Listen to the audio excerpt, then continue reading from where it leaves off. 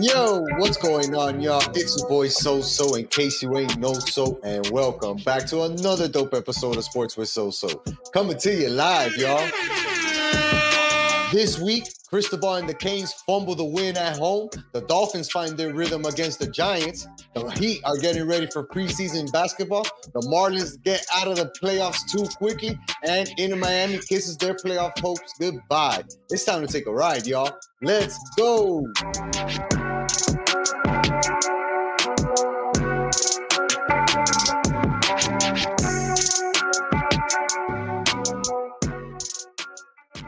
Now, it's time to talk some Miami Heat basketball.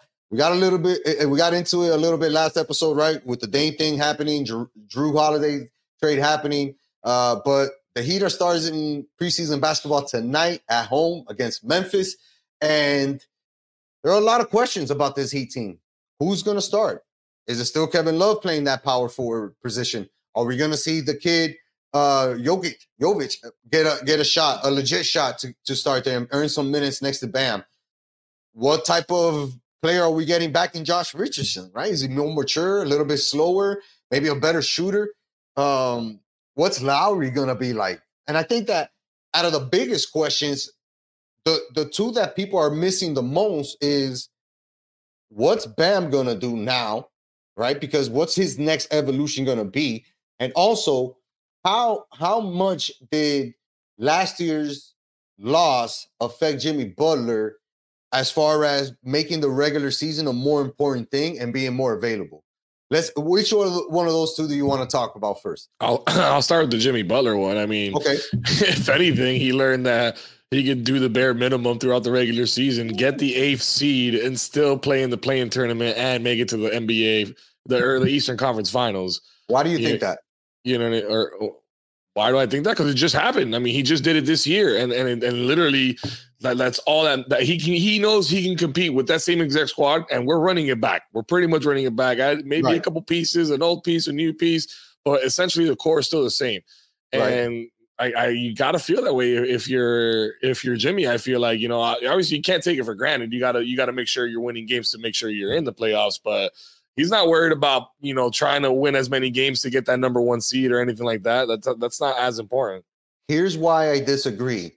I think that he recognizes now, right, since we're running it back like we are, that it took a lot out of him early on in the playoffs in order to keep the Heat going. And we saw his physical performances, not necessarily the stats, even though the stats also took a baby decline, right? But we saw his physical performance wear down series after series after series because it's exhausting for him to be the man every minute, every second for 48 minutes, right? And that's what it took. It took, and we should have gotten rid of Boston. It ended up being a 7-game series, right? Like we took care of business with Milwaukee, and we were able to get into that second series a lot fresher. So I think that Jimmy has to be somewhat conscious of how much the playoffs drained him early on, and like how better positioning and seeding and saying, like, instead of traveling an extra 3 days, I'm home an extra 3 days if we get the top 4 seed, right? At least for the first 2 rounds. And now I'm able to recuperate a little bit more. I can work out with my trainer. I can get my treatment, and I don't have to worry about being in some fucking hotel lobby at 11 o'clock at night before a game. You know what I mean? And I think that that's where, because Jimmy's so smart about how he approaches the game, I think that that's something that he's working on this offseason, because he's gotten a little bit bigger, in my opinion, to face that challenge, because he's running it back pretty much with the same team, and he knows what it's going to take.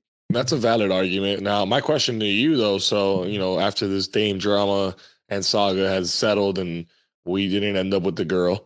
Yeah. Are you concerned for this Heat team in 2023, 2024?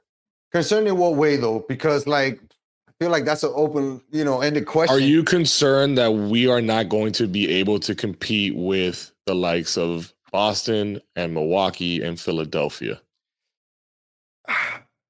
The stupid fan in me wants to say, yeah, I'm concerned. Of course, we need better players.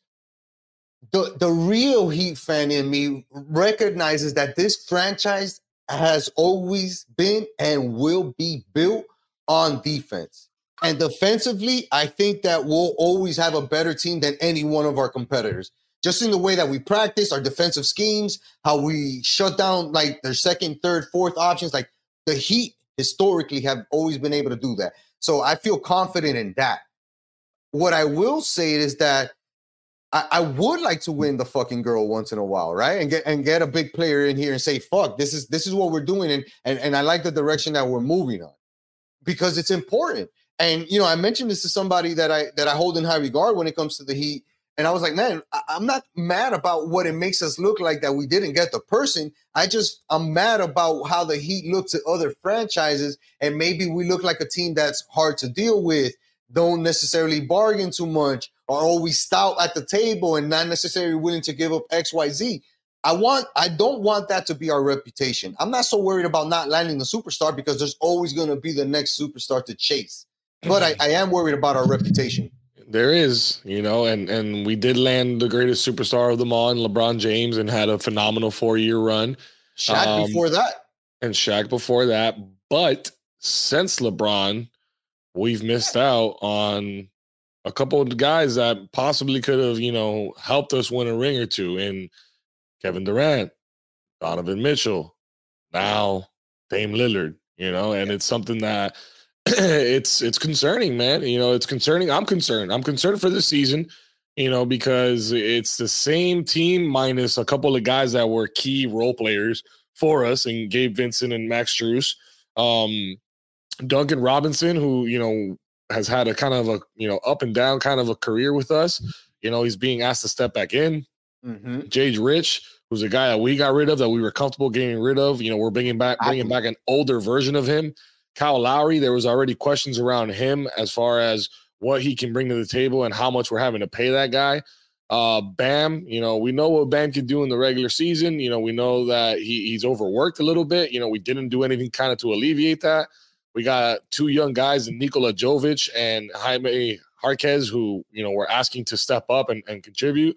And then we also got a guy named Tyler Hero who all summer was here and he was about to get traded, and we're asking him to be fully committed to this team.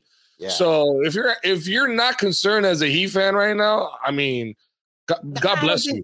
But I don't think you have to be concerned, though, Doug. Like I said, there are a lot of questions, but I don't think there's. I think the more concerning thing, Joel, is that there are that many questions and not necessarily the questions themselves. Is that fair?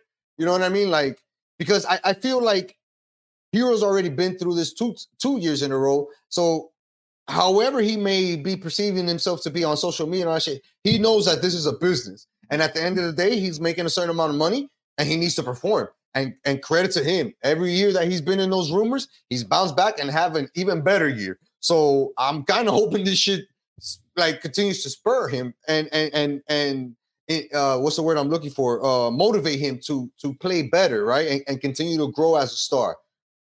But I think a lot of those questions, Joel, get answered with the first guy that I mentioned when we were talking about Jimmy and Bam. If Bam is able to take a jump, right? Because we know that there's different levels that he can get to. It's just a matter of which one. If Bam can take another jump in whatever department, then I feel like, okay, now we have the veteran young superstar that we can rely on game in, game out. He got hurt. He fell off at the second half of the season. Like, there were a lot of things that happened to Bam last year, but he got off to a great start. Now this has to be the year where Bam does it for the full 82-game season. It says, this is why I'm the all-star that I think I am. This is why I'm the best player on the team that I think I am. And this is why I need to get paid X, Y, Z like I think I should get paid. Bam has to be the guy who's closer to 30 points, 25 points a game, continue to do the double-digit rebounds, 12, 11, 10, whatever. Continue to stack up the assists and just become a next-level Bam. And if Bam does that, I know we've been saying this for as long as he's been a Heat, but you got to remember, we got him young, dog, and now he's getting into, like, the prime of his shit. So if Bam can show a different, better level of Bam this year, then I think that answers a lot of those questions because we don't have to worry about those other guys playing as well as they should be playing. We're going to rely mostly on Bam first and then Jimmy Butler. Yeah, I mean, I've said it before on the show. I just think we've seen Bam's ceiling already. You know, not to say that he's not a great player. You know, he's a phenomenal player. I just think he's a 20 and 10 kind of guy. He's not a 30 and 10 kind of guy. He can get that. We've seen him, he can put up 28, 29, 30, 30 points. But realistically, he's going to get you those hard fought, 18, 20, 22 points. And for me, that's perfectly fine as long as he contributes on the defensive side the way that he does. We know he can spread the floor. Right. He can cover anything. It's just, we've talked about it. We've talked about it here. How much more of an impact he can have as a true four if he had a true center out there. How much more he can do to, what you can do to rotate him and kind of, play around with that scheme. But he doesn't really have that help yet again. So I hope the kid, stays healthy this year. I hope he doesn't get worn out. And I hope he proves me wrong. I hope he ends up evolving his career into the next stage and becomes that 30 and 20 player. I mean, yeah, for sure. And I hear you, Doug, but I just think that we did make some low-key moves, right? The Thomas Bryant move is going to be a great move. Like he's a really athletic center, a natural center. I think he's going to help out a lot. Okay. I forgot about that one. Right. Jovic, like I mentioned earlier, his length and size and ability to stretch the floor is just going to be, a defender's nightmare to face Bam and this kid. So he has to be, and look, he played great in FIBA warmups and in the Euros and shit. So I think that we can be surprised by the guys that we're expecting something from, right? We may be not expecting as much right now, but I think that they can surprise us. And even the rookie, this kid's a player, a 4-year starter at UCLA, a guy who knows what it takes to come in and work, has already been working out with Jimmy and Caleb and those guys since he got drafted. So he knows what he culture is about, and I got a feeling that he's going to bring it. If I'm being honest, that's probably the thing I'm most excited about when it comes to the Heat this year. Those two kids, man, are going to be huge. Jovic, I did see him in the FIBA world, games and all that stuff. He looked good and all that, but it's like, why didn't we see any of that last year at all? Why didn't we use him? Why did we hold him so much? Jaime, I just saw this kid 360 dunk in a game. I ain't seen Nikola Jovic do that, dog. So I'm super excited to see this kid get on the court and see what he can do with his funky hair. And the thing is, like with Jovic, they did the smart thing. They knew that the team was set. It would have been really hard to get him meaningful minutes. Let's work privately. Let's take this whole year off and use this like a training camp and get your body ready for this 82-game season. Get your mentality ready. We're going to school you. We're going to show you schemes. We're going to show you everything. And now he's going to be able to come in full speed instead of stumbling. You know what I mean? So I'm really excited about those two guys. And I think that they're going to be able to contribute a lot throughout the season. It's an 82-game season. We can't just rely on Jimmy and Bam carrying us through it. It has to be a collective effort week in, week out. And we mentioned the unlikely heroes a bunch of times on the show, and I think those guys are going to continue to troop together and help those guys out, man. I'm excited for this season, honestly. Yeah. How many games? I know the preseason NBA is usually short. How many? I know it starts this weekend, I think, on Saturday. How many games in total for the preseason? Correct. It started this Saturday. The Heat have 5 games. The first one's going to be tonight, Tuesday, while you guys are listening to this, versus Charlotte. And then Friday, we're heading to San Antonio before coming back home Sunday and Wednesday to face Memphis and Brooklyn, respectively. And then the last preseason game is going to be October 20th, Friday at Houston before we get the season started.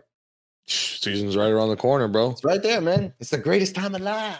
Yeah, this is really the best time. You got postseason baseball, you got NFL football right in the middle of it, and you got NBA kicking off. I mean, and you got hockey too. If you're into all that, man. We got the Panthers starting up too. They're playing preseason hockey right now too, as we speak. Yep. Yes, sir. Best time in sports, baby.